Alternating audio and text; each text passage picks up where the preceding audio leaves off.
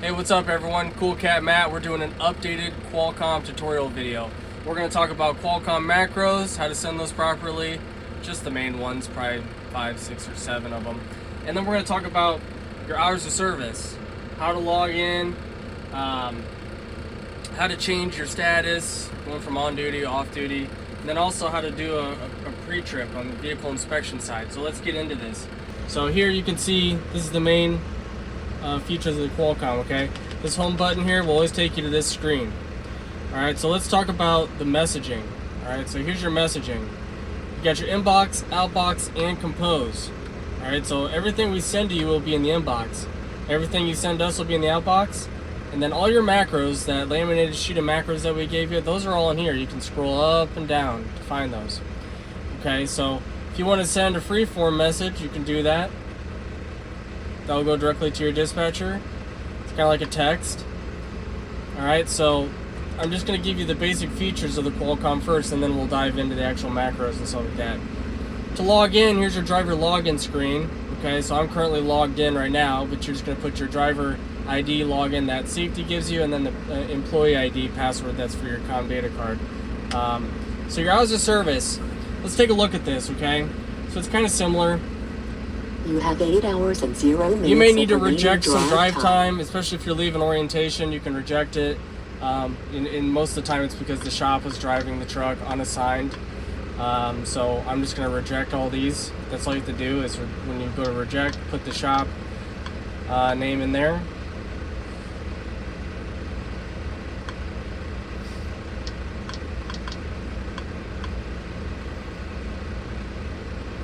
And I'm going to agree to it. So now you got your tabs up top here. You got status, summary, graph, day log, 8 days, certify, and load. So before you leave orientation, they want you to send your 8-day logs. Okay, so if you want to send your 8-day logs, you're going to go to 8 days. Little email button here at the bottom right. All right, so if you want to send that to safety, you just put safety at risingertrans.com. Okay, and once you do that, you can drop your keyboard down at this little button here at the bottom right. Hit request. And that's going to email them your 8-day logs before you leave. Okay, so let's move on. So your summary here. This gives you an idea of what you have for your available hours. 11-hour driving, 14-hour on duty, 70-hour duty. This also will provide you a graph here. Alright, and this is just kind of like old school paper logs, how they did it, off-duty, sleeper berth, driving, all that fun stuff. Alright, so let's go back just to the hours of service, and we're going to change our status, okay? So if you want to change your status, you're just going to hit change. You have 8 hours and 0 minutes of remaining drive time. Alright, so if I want to go on duty for anything such as fueling, pre-trip, anything like that, you'll see pre-trip, fuel. So let's say I want to do a pre-trip. Alright, okay. Now I'm on duty pre-trip, and I can go to my VIR button here, and I can do a new VIR. Alright, so you got your vehicle ID, your name, and then if you have a trailer, it won't let you do anything until you add that trailer. If you don't have a trailer, you can just remove it. Alright, but if I have a trailer number, I'll do 1, 2, 3, and then I'll do next. Then it's going to pop up this list here that you can mark if there's any defects. If there's no defects, you just hit no defects. Alright, so let's get out of this. We'll move on.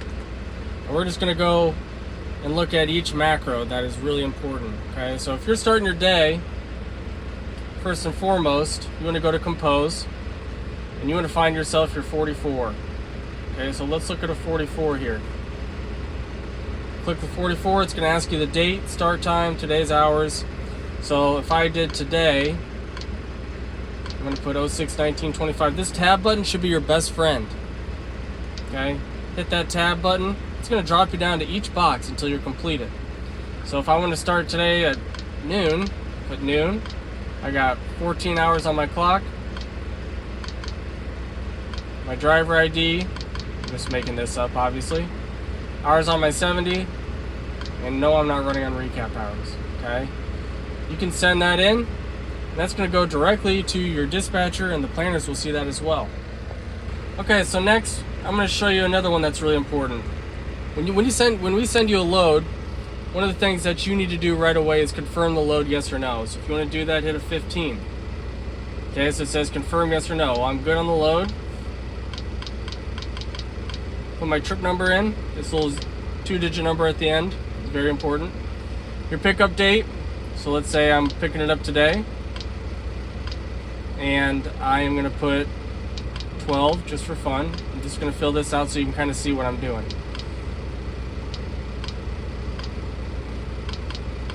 Okay, so I put 23:59 in there for the delivery time. And that's going to be important here in a second because you don't ever want to leave your appointment time that way. You always want to send an ETA. It's really important to get an ETA in there so we can get you set up for your pre-plans. So I'm going to confirm it that way. And once I've confirmed the load, there's about 4 or 5 other macros you got to do until you're empty. So you want to depart for shipper with a 3, arrive at shipper for 4, 5 when you load and leave, 6 when you arrive at destination, 7 when you're empty.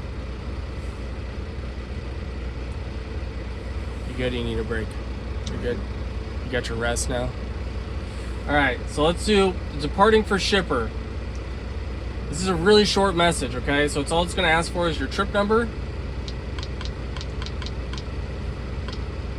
and the trailer you have. Now, if you don't have a trailer, just put 0, but it's always important to have a trailer between customers, okay, or when you're going to pick up. So if you don't have a trailer, you just put a 0. If you have a trailer, you would just put the trailer number in there. Drop your keyboard down and hit send.